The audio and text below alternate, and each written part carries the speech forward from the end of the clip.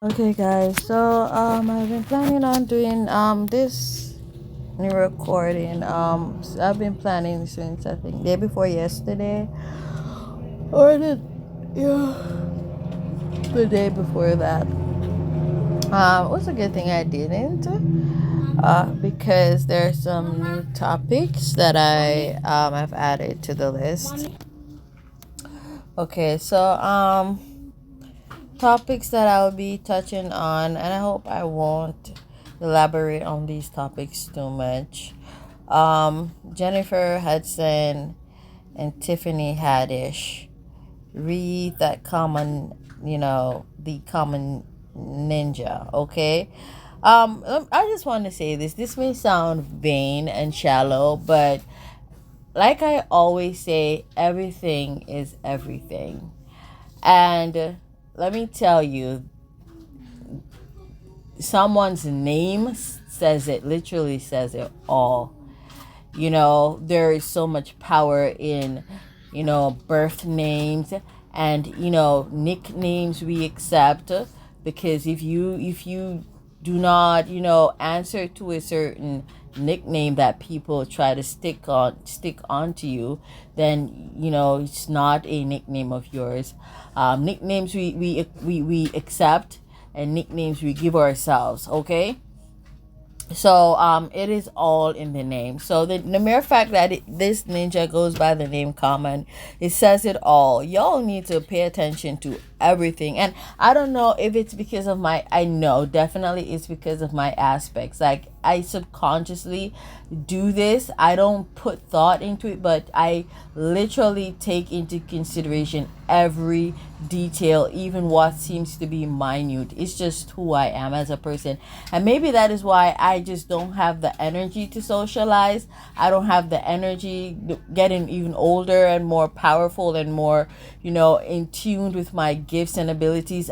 I just don't have the energy for relationships, or their intimate, sexual, social, whatever. I just do not, you know because I'm just constantly analyzing and processing subconsciously. So it is what I've learned, as a result. It is all in the name. A lot, well, not all in the name, but the name says a lot.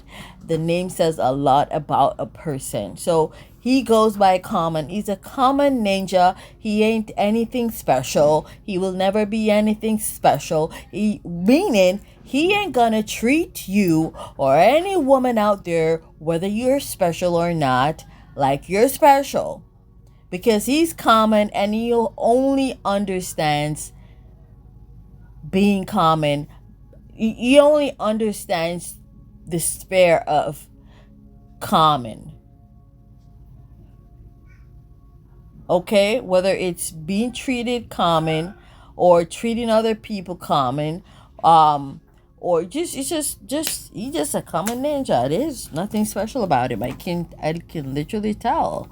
And he can be, definitely based on what how she talked about she felt in the relationship, I'm getting that he's a psychopathic common ninja. And there's so many of them out there. They make you feel like you're living a fairy tale. Everything is so perfect, and you cannot imagine. They get you to a place where in which you cannot imagine, or fathom a life outside of being with them, and then they just skedaddle and ghost you, and then you're left in a state of oblivion. And that's how they keep you stuck on them, to create this facade that there's something special when they're not. Look around you. It just happened to so many women, and it's happened to so many men also, because there are psychopathic common bitches who do the same. Okay. But what I want to say is, I have never been, nor will I ever be, the type of woman to warn a next woman about a man, or try to discourage, unless I'm really trying to play devil's advocate. And I think I've done that once in my life. Literally, I've done that. I'm not gonna lie, because, like, but lying, maybe y'all won't know I'm lying, but I know within myself I'm lying. So, and it's like I've already started convicting myself. So I've done that once, and it was when I was with this very psychotic um Pisces man. And I'm gonna tell you, he wasn't a Pisces, he was a Taurus, but he was born during the year of the pig, which is Pisces energy just the same.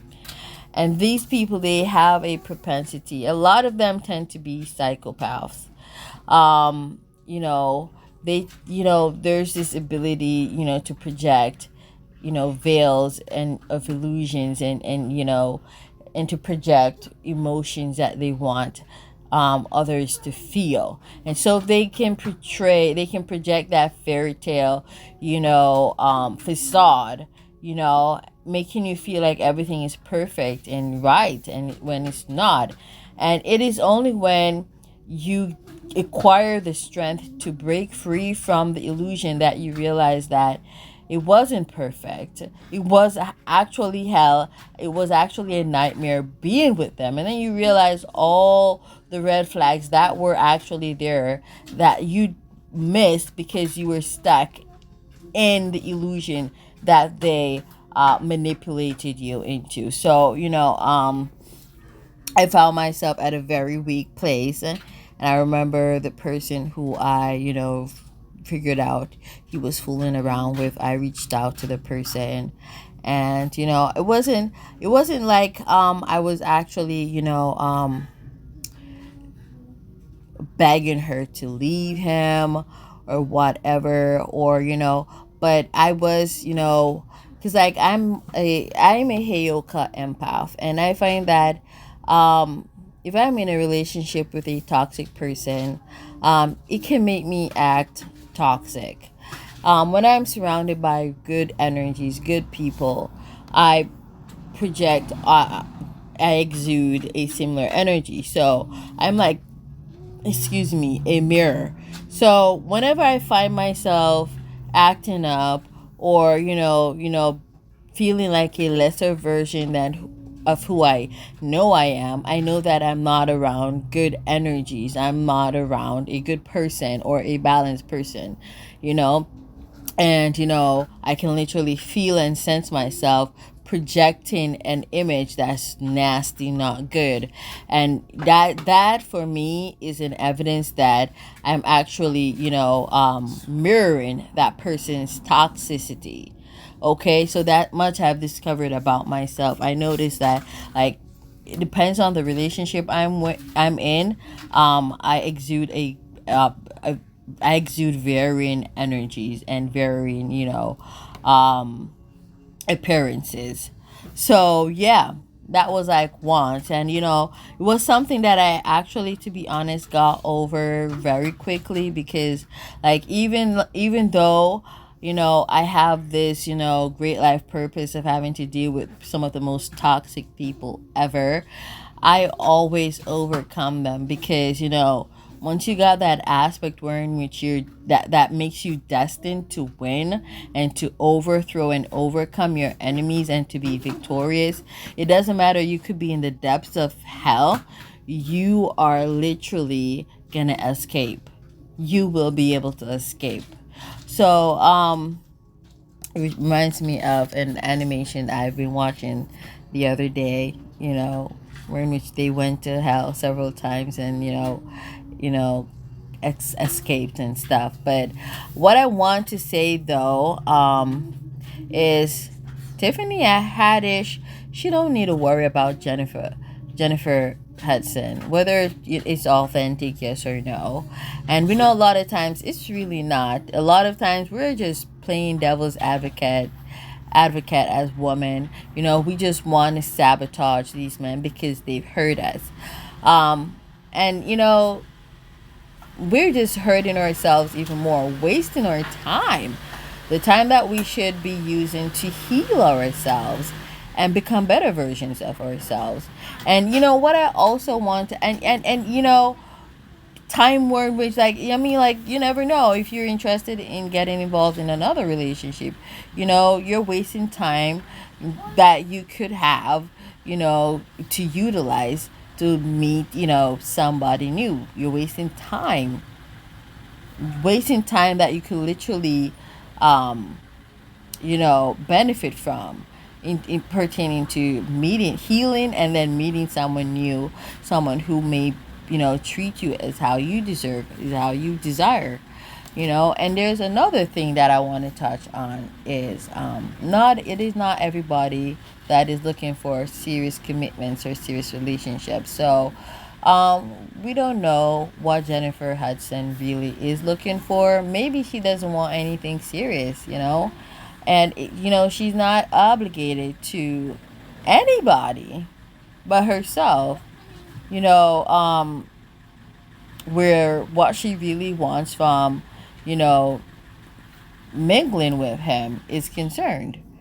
What if she just wants to, have, a friends with benefit kind of relationship, or just, um a relationship with no strings attached. They're not, obligated to each other in any way, shape, or form. There's no expectation for marriage. We just don't know.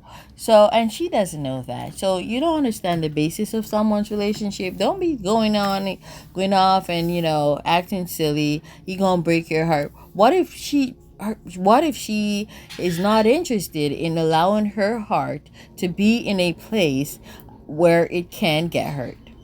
What if she's not looking for anything serious? So, you have to consider that, because not because she's a woman means she wants, to settle down. She wants a house, and, she wants a ring and the house with a picket fence around him, and, a bunch of kids and all of that, the whole 9 yards. No. Okay, there are women who actually don't crave those stuff, who really don't want those stuff. Okay, just as there are men who truly crave those stuff. So it's not, adding sex to, these desires. Stop, acting all sexist and, you know um stereotypical and all of that. Next that I want to touch on Tyler James Williams. So he's the young fellow who starred in Everybody Hates Chris as the star, as Chris. And I was just, I saw a video pop up of him on when Jennifer Hudson's show. And I wasn't searching for Jennifer Hudson. I can't recall. But it was just, in the recommended, list of videos that were on the front page of my YouTube channel. And he is a very intellectual, very well composed, proper man. I am so proud of him, and he ain't my kin. It's just, I watched this interview, which was, I think, about 4 months ago, that he had, that was, aired, or, uploaded to the channel, and, her channel, her show channel. And I watched it, and it was so refreshing, and it was so hopeful, and the interview was just so, eloquent. And I really resonated with his energy. It wasn't a fake energy that a lot of these celebrities they project. I really resonated with him, and it was a very, what was the word that I used first? The word that I used first. No, it wasn't emotional. It was, trying to remember exactly what it was. Um, it was a very, I really want to remember exactly what I put. Um,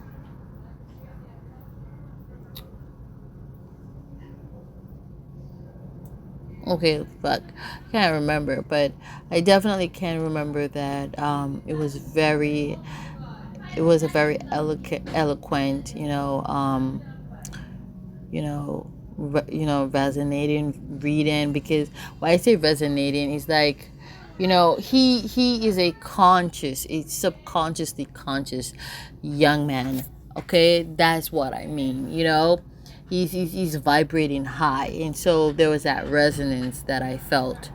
Okay, so I really wish him, you know, success in his, endeavors, in his, acting and endeavor, that is, intellectual, academic, endeavors, if he has any, he sounds well learned and well studied, even though, I shouldn't say that because I don't want to sound shallow, because like I've never went to university, and I can hold up a conversation.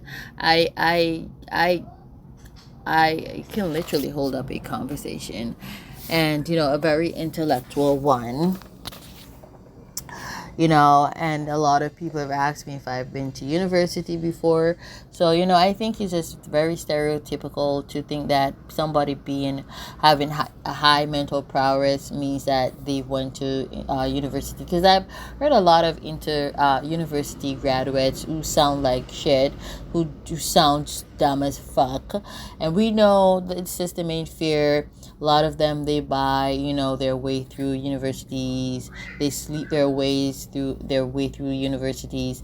They influence their way through universities. So, the system ain't fair, and that's why we shouldn't even trust in the system to think that, everyone who sounds eloquent and who sounds very intellectual are college graduates, because it's not that way.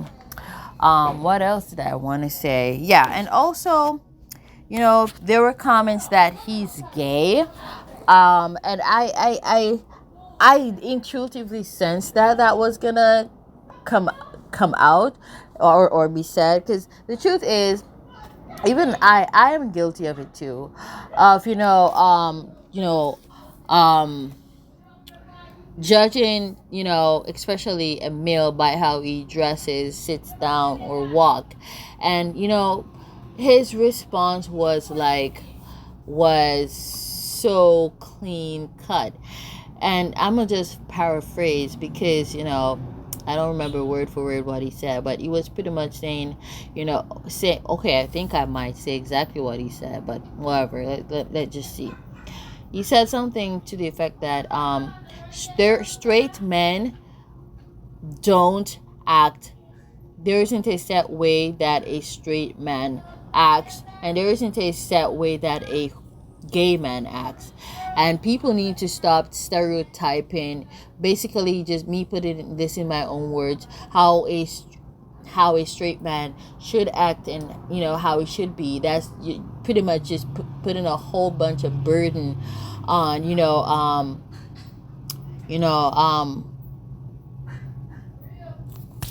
on how a straight man should be. Is like putting unrealistic expectations on them, and it's not fair. Like, who is anybody to say a straight man is supposed to walk like this, sit like this, dress like this? Who's to say that he's not supposed to be colorful or wear colorful clothing?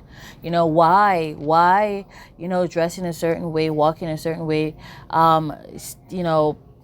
characterizes you as a gay man. The only thing that should characterize you as a homosexual man, a gay man, is the fact that you are attracted to other men and nothing else. And just the way how we put it and explained it was so intellectual and eloquent. And I just hope that he continues on this strong, firm, wise and eloquent path, and do not allow anyone to bully him or bamboozle him or deter him from that. Because if he just continues and just be strong and just holds his head high and stay true to himself, he's gonna accomplish so much. I can say that for a fact. So I just wanted to throw that into the mix. I want to touch on the Jeezy and the Jenny. So I'm gonna put two links below this video, about some discussions that I had about their relationship when I first heard about them getting together. This is from my another channel that I have, that I do astrological and tarot readings on, and I thought I had uploaded them readings to this channel, but unfortunately I did not. But if you look at the date of the videos, okay, they were from September 2021. So I want you to, listen, and I'm gonna re-listen them. I don't remember in entirety what I spoke of, but I remember the fundamental and the basis of what the videos were about was pretty much me predicting the whole mess and the end before the actual end. Okay. I am going to touch on their issue right now. I really don't want to stay too long on it. I think I am, though, but let's see how that goes. Okay, guys, so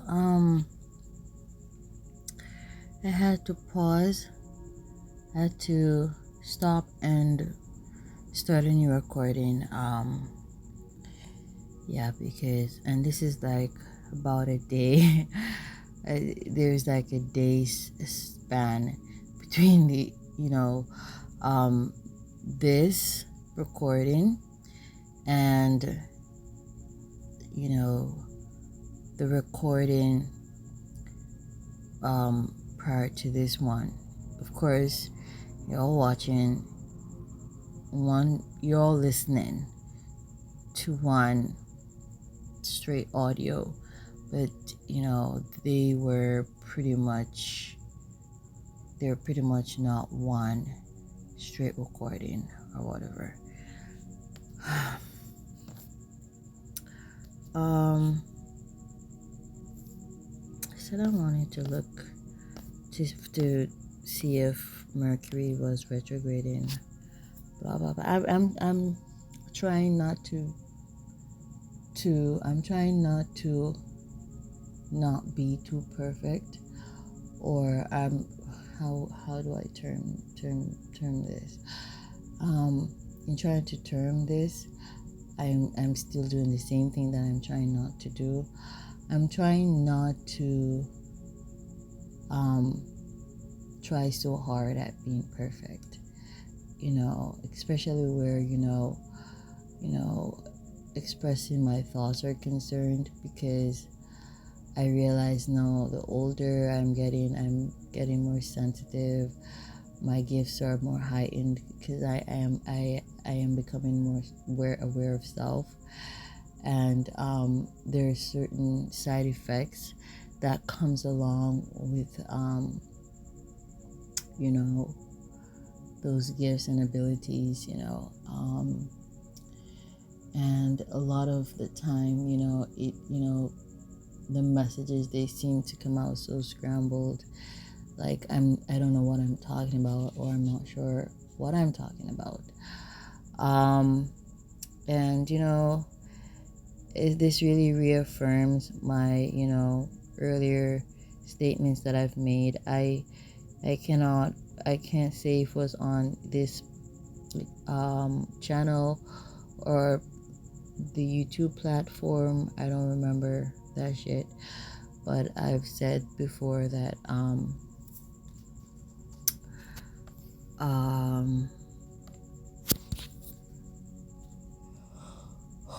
every mental illness is a gift, and there is a huge difference between a mental illness and mental derangement, and people need to get on with it, and and just become conscious of that. We are, of course, headed down that path where we're realizing that mental illnesses should not be stigmatized. One having a mental illness does not make them dangerous or a threat to society. It is actually, not, having, control of that mental illness. And I'm going to transmute what they really mean to say and what should be really said instead of, being in control of it. It is more being in tune with oneself and being balanced, you know, that, creates a, form of,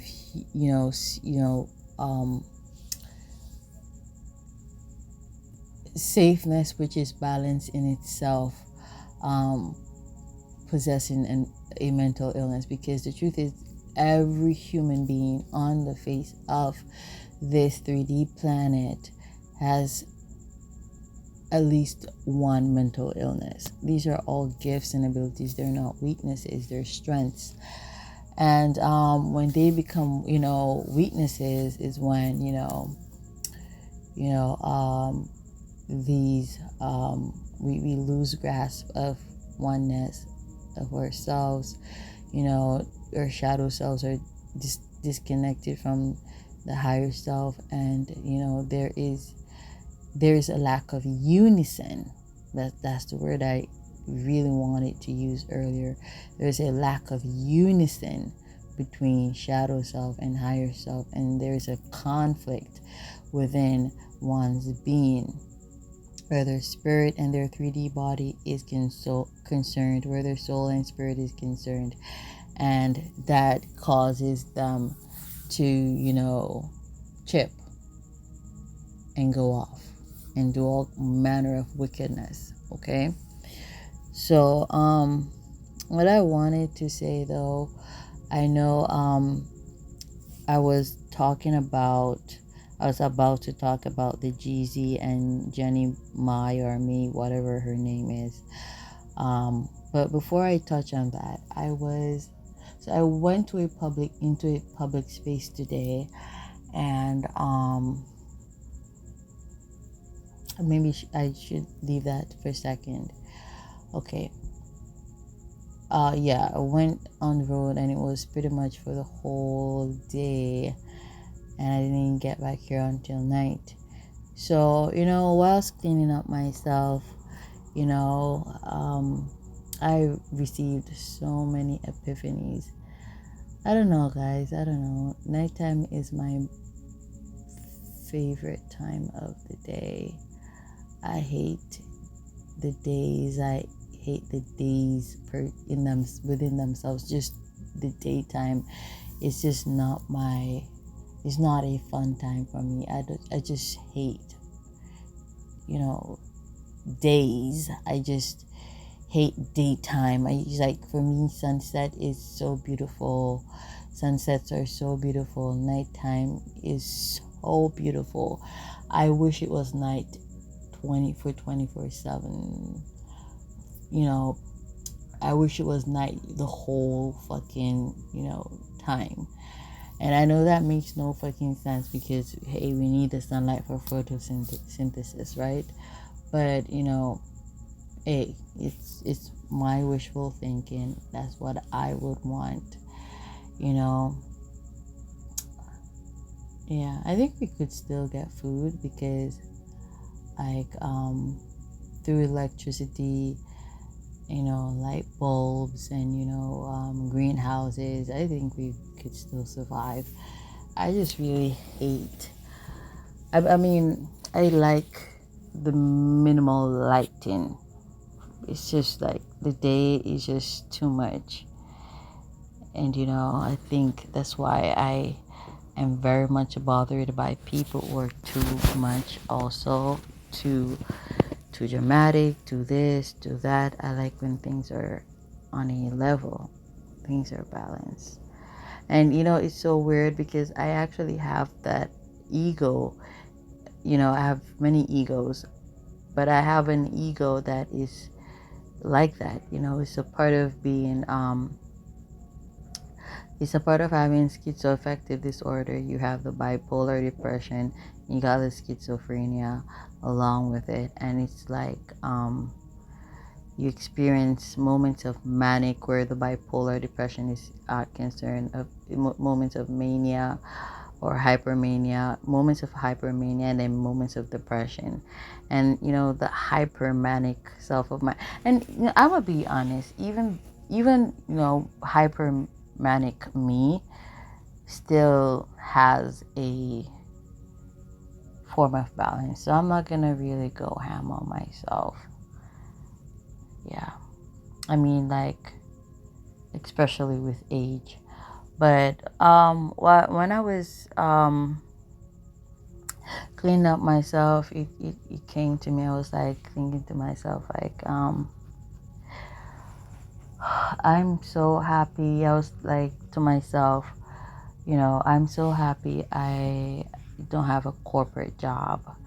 I'm not in the corporate world. I'm not a part of that. Because, oh yeah, I remember why I started thinking like that.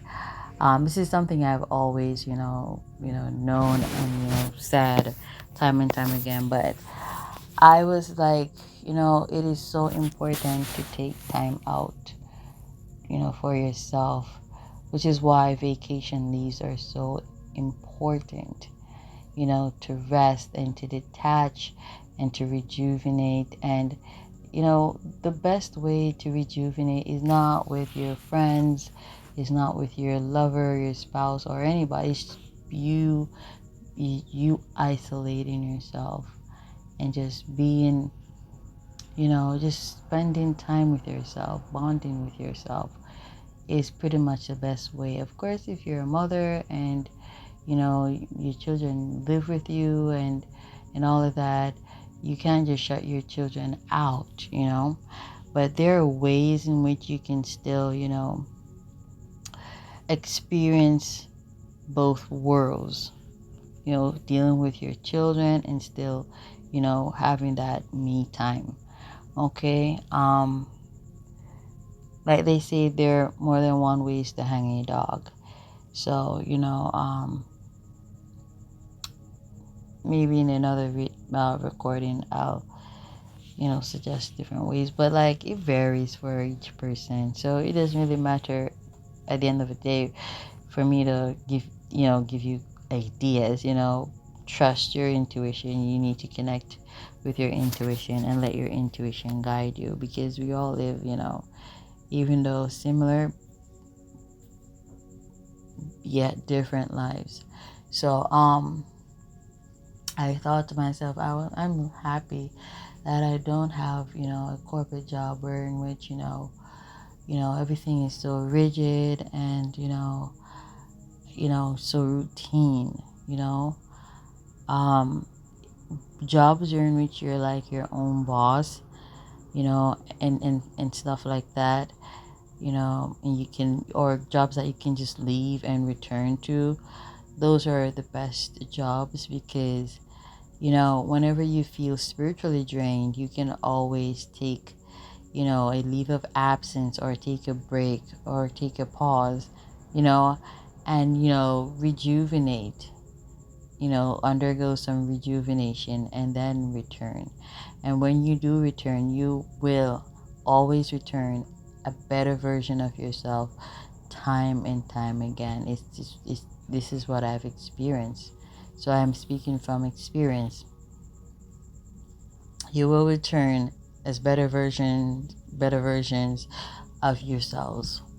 I guarantee you that. So and then it came to me, that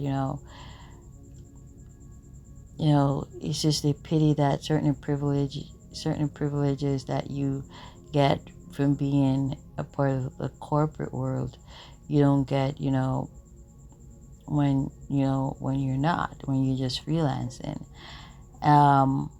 But vice versa, there are certain privileges that you get when you just freelance, that you don't get when you're part of the corporate world or society, um, and the conclusion of the whole matter of that, discussion with myself, was,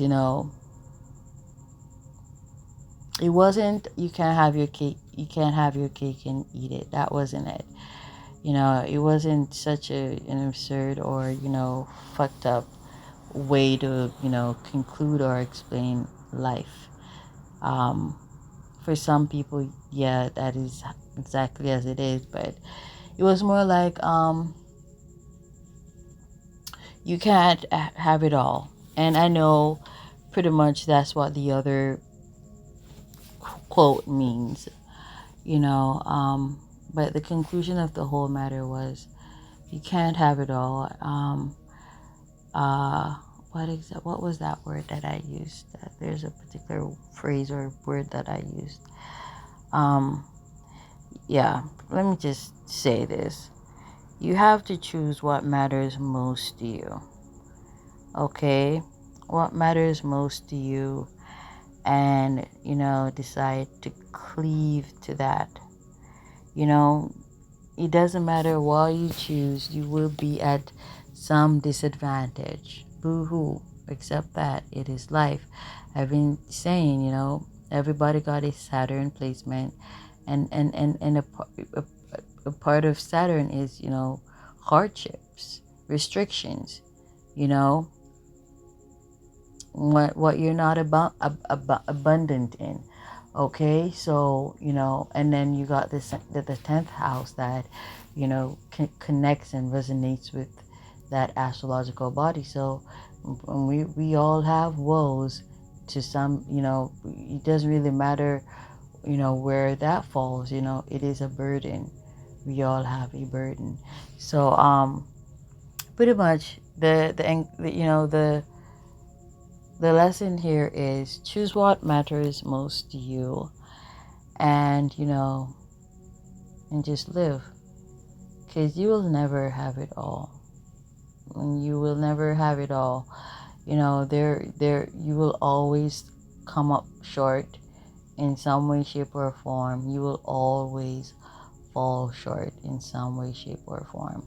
You have, okay, I don't mean like, I don't want to sound like a mean girl, like, but you have women who, they, I'm not, this isn't every career woman, but you have career women. I'm just giving you an example who, okay, they chose to put their career first. They chose to put, their schooling first.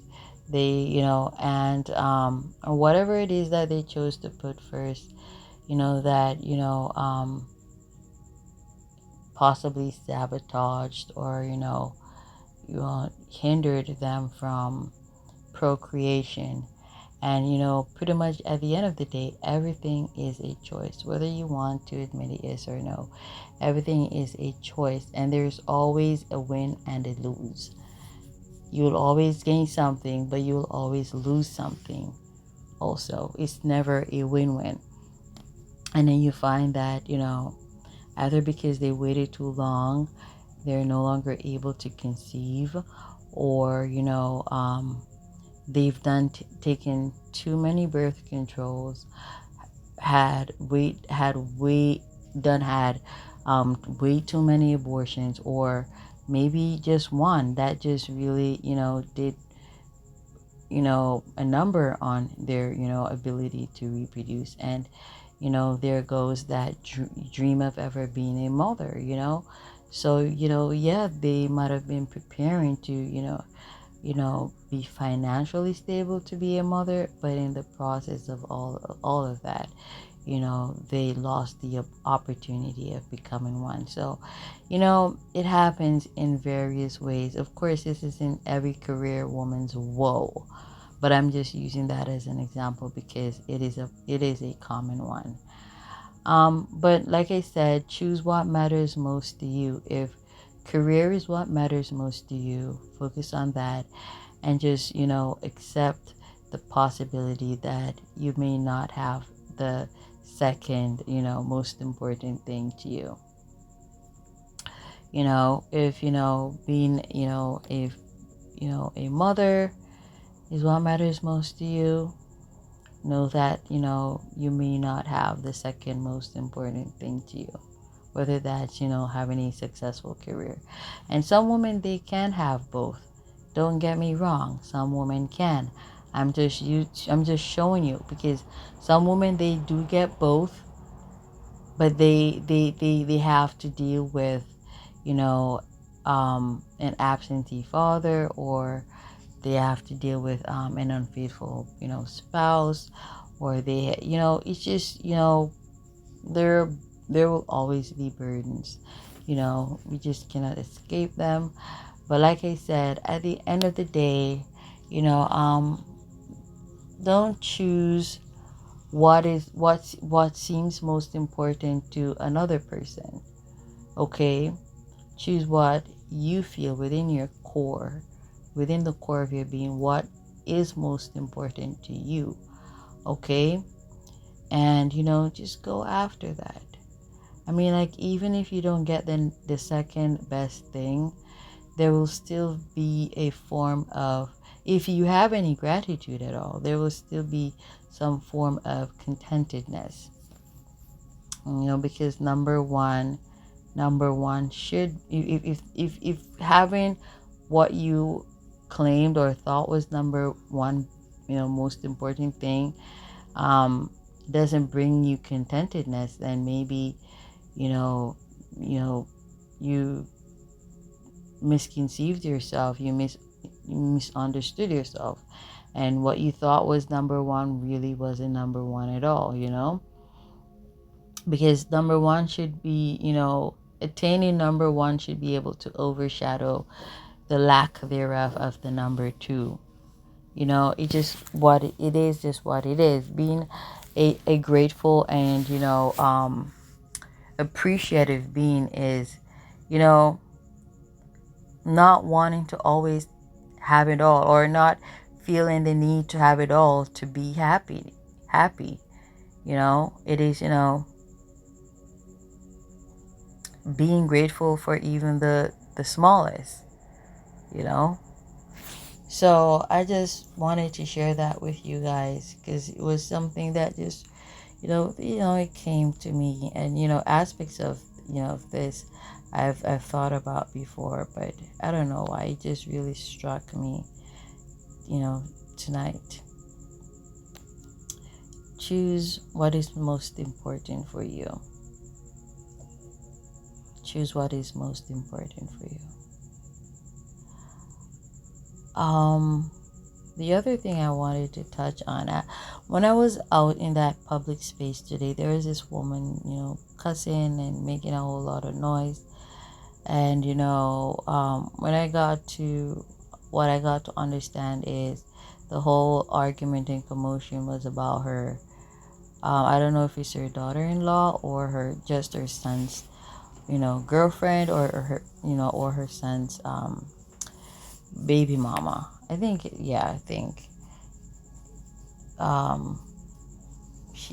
the woman has a kid for her son or children. Okay. Here's the thing.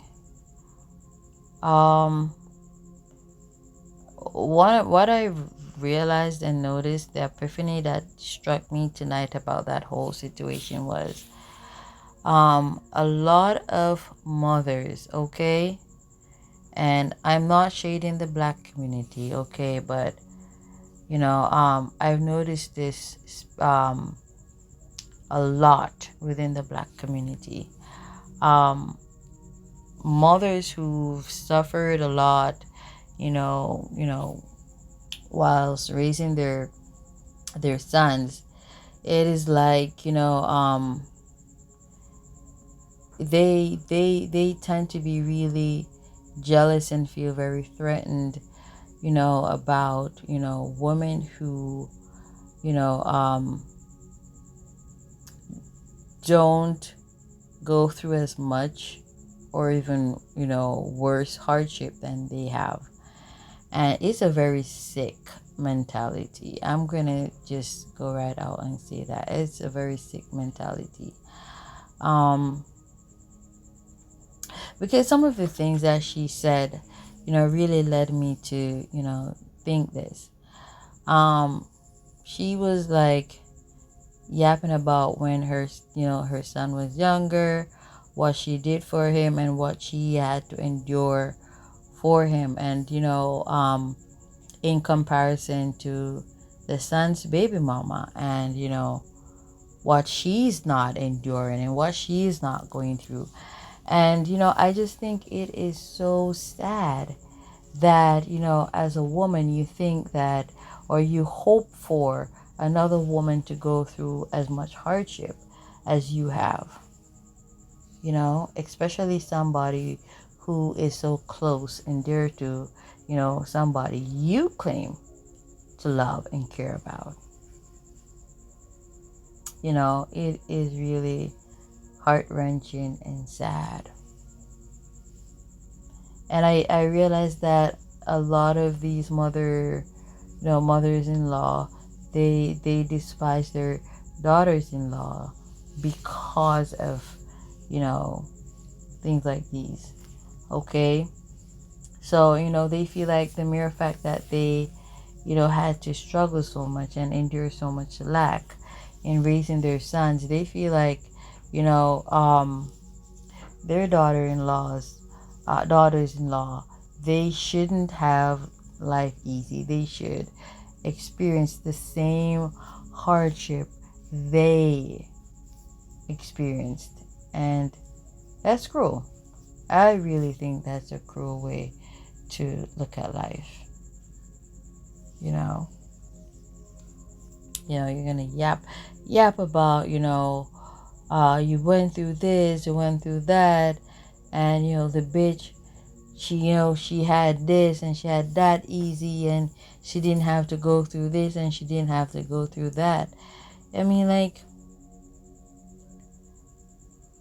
if your son is making a woman happy and not sad, that's something that you should really feel proud about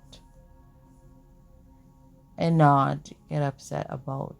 That's just what I think.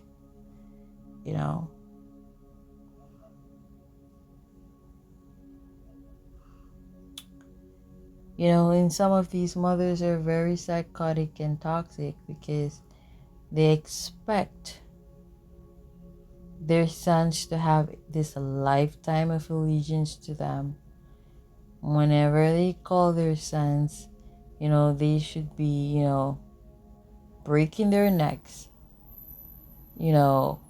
at their beck and call. And, that's not fair. Or they feel like, their sons owe them this lifetime allegiance, to always be there for them and to give them, whatever and everything they need. And damn their spouses and damn their baby mamas. That is pretty much what I analyze, about a lot of these mothers-in-law. It's just really sad that they want other women to experience the horrible shit they experience. And the truth about all of that is, what was I gonna say? The word just slipped.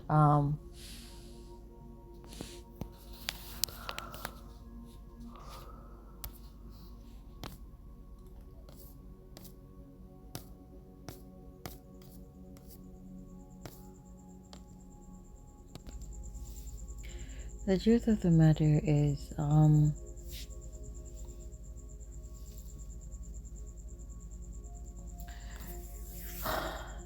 a lot of these women, they're just cruel, and it is what it is. They expect their sons to, they get older,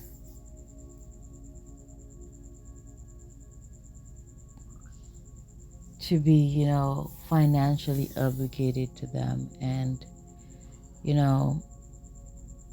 a lot of these women, they were single mothers, and,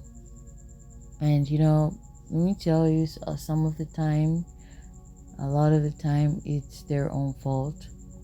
They choose to, you know, um, hinder a connection between father and children or father and child because they're angry that the child's father stepped out on them, and, got involved with someone else, so a lot of time is their own, fault. Okay, yeah, being a single mom, being a single one means one thing.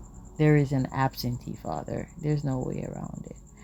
And so, the fact that they didn't have the support of their kid's father, it's just really,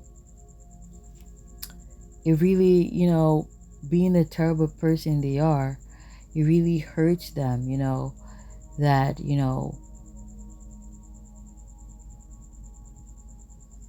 these daughters-in-law, they have their son's support, they have a man's support, and this man is their son. And if there's anything they can do to, sabotage that and to hinder that, best believe that they will try, and they do try. They do try, and hence, the whole drama, you know. So,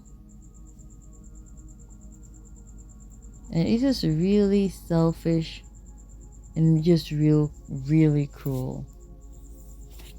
They had life hard, so, to them, subconsciously, because they're corrupt and wicked by nature, every woman should have life hard as they did.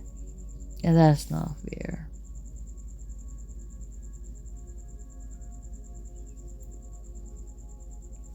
Okay?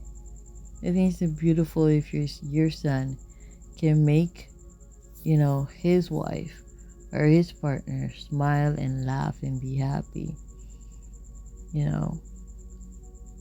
But it's a very sad thing if all your son does is, break women's hearts, cause them pain and sorrow.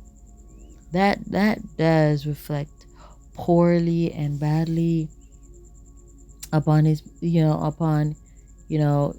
guardian, the woman who raised them,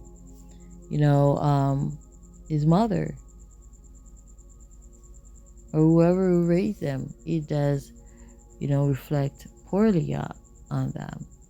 Like what were the influences around this kid that turned this kid into a savage? What's been going on in the household? So stuff like those. Alright, so yeah, I wanted to touch on the Genie Mai, but so I'm just gonna have to piece in these recordings because, right now, I wanna nap. I'm so tired, and I know I'm gonna fall asleep whilst recording again if I just don't take a break right here. So, namaste, guys. Why am I saying namaste? The recording is just coming to a pause. Okay.